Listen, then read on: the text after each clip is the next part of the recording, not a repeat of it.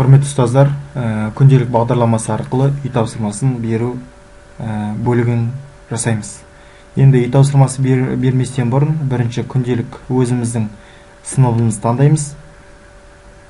Және үй тапсырмасын берілетін күнін таңдаймыз. Келесі қадам. Және үй тапсырмасын бөлігіне кіргеннен кейін, күнін таңдағаннан кейін үй тапсырмасын қосу деген бөлігі бар. Сол команданы басу арқылы біз тексеру қажет ете белгі қоямыз. Нәтиже бар файл қажет деп қоямыз және сол тапсырма бойынша қысқаша мәлімет саламыз. Және уақыт белгі болады, белгілі уақытқа орындауға және файлымызды бекітеміз.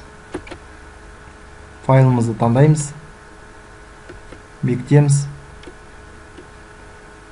Және тапсырмасын беру басылғаннан кейін келесте бөлігінде мынандай бөлік ашылады.